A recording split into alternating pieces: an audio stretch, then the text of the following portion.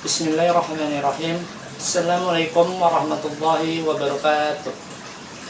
Pertama-tama kita panjatkan puji dan syukur kepada Allah Subhanahu wa Ta'ala, karena berkat nikmatnya lah kita dapat berkumpul bersama-sama di kesempatan kali ini.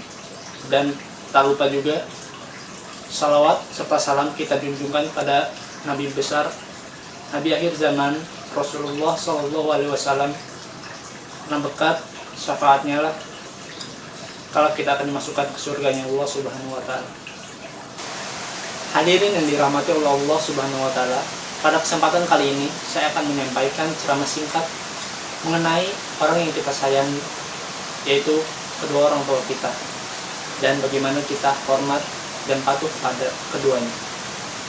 Kedua orang tua kita sudah merawat kita sedari kita kecil hingga dewasa ini. Ibu kita yang sudah mengandung kita selama 9 bulan lamanya, membawa kita kemanapun di perutnya yang kian hari kian membesar. Merasakan sakit selama mengandung kita, bahkan untuk tidur saja sulit. Dan melahirkan bukanlah hal sepele yang dapat dianggap remeh, teman-teman. Ia rela bertaruh nyawa demi membawa kita melihat dunia, demi keberlangsungan hidup kita. Tidak hanya ibu, peran ayah pun sangat penting di hidup kita. Ia yang membanting tulang untuk menafkahi keluarga, untuk seteguk susu, untuk sesuap nasi, dan selai selimut hangat untuk nyenyak tidur kita. Hormat dan patuh adalah salah dua dari perbuatan berbakti kepada kedua orang tua.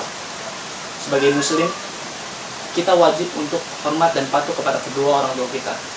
Hormat sendiri memiliki arti, yaitu suatu hal yang kita lakukan untuk merendahkan diri pada orang yang lebih tua. Dengan kata lain, hormat memiliki definisi menghargai atau takzim, khidmat, dan sopan. Sedangkan patuh memiliki definisi menurut Kamus Besar Bahasa Indonesia adalah taat aturan dan berdisiplin. Dengan kata lain, kita bisa menyimpulkan bahwa patuh kepada orang tua adalah menaati seluruh perintahnya selama itu tidak bertentangan dengan moral, aturan agama, dan aturan negara.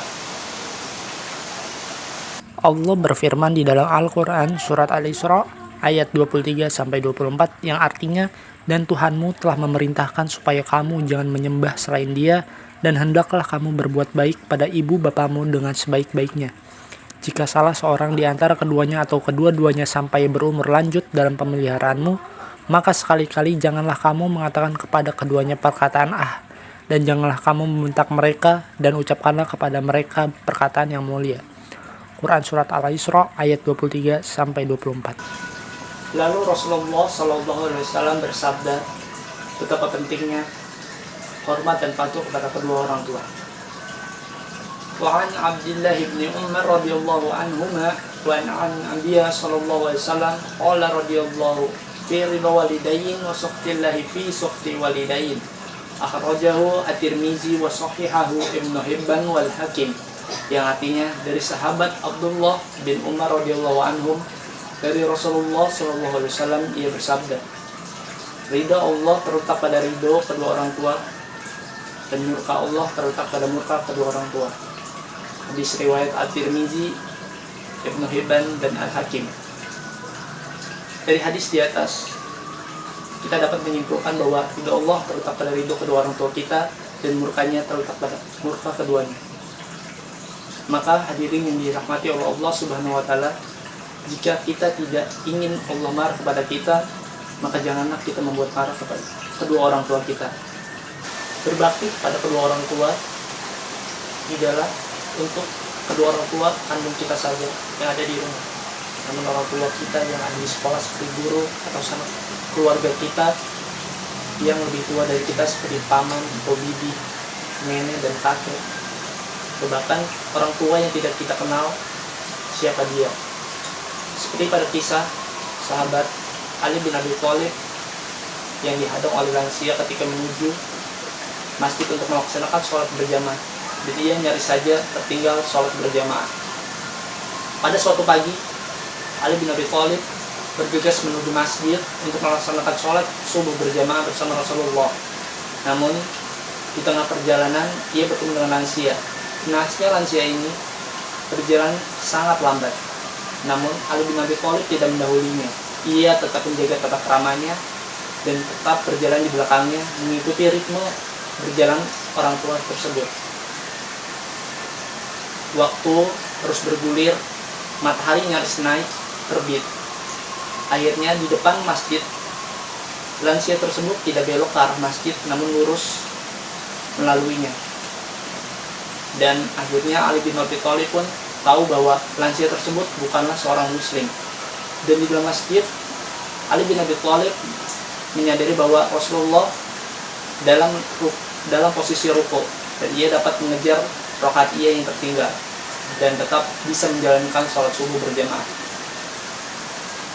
Yang tidak ia ketahui bahwa Rasulullah SAW berada pada posisi ruku, yaitu 2 kali durasi posisi ruku pada biasanya, karena Allah Subhanahu Wa Taala memerintahkan malaikat untuk duduk di punggung Rasulullah SAW agar menahan agar Ali bin Abi Thalib tetap bisa ikut menjalani sholat subuh berjamaah di masjid. Dari kisah tersebut, kita dapat menyimpulkan bahwa berbakti kepada orang tua atau menghormati dan patuh kepada orang tua bukan hanya untuk orang tua kandung di dalam rumah saja, sanak keluarga, atau bahkan orang tua yang kita tidak kenal walaupun ia non-muslim sekalipun. Dalam mengakhiri ceramah singkat kali ini, mari kita berkomitmen untuk berbakti kepada kedua orang tua kita dengan sepenuh hati. Mari kita jadikan kewajiban ini sebagai ibadah yang spesial, karena di dalamnya begitu banyak keberkahan dan kebaikan. Mari kita berdoa kepada Allah Subhanahu Wa Taala, semoga Ia terus memberikan taufik dan hidayatnya kepada kita agar kita tetap dan bisa menjalankan kewajiban ini. Sebelum mengakhiri ceramah singkat ini, ada baiknya kita berdoa untuk mendoakan kedua orang tua kita yang masih hidup agar dia terus selalu sehat walafiat dan kita dapat berbakti kepadanya dan mendapatkan ridha Allah Subhanahu Wa Taala untuk masuk kepada surganya. Dan untuk kita tiada agar amal ibadahnya diterima di sisinya dan dapat dipertemukan oleh kita kelak di surganya kembali. Bismillahirrahmanirrahim. Allahumma ighfirli wa liwalidayya warhamhuma kama rabbayani shaghira. Wal asri innal insana lafi khusr illa alladziina aamanu wa 'amilus shalihati wa tawassaw bil haqqi wa tawassaw bis sabr. Subhanakallahumma wa bihamdika asyhadu an la ilaha illa anta astaghfiruka wa atubu ilaik. Amin. Akhirul kalam, wassalamualaikum warahmatullahi wabarakatuh.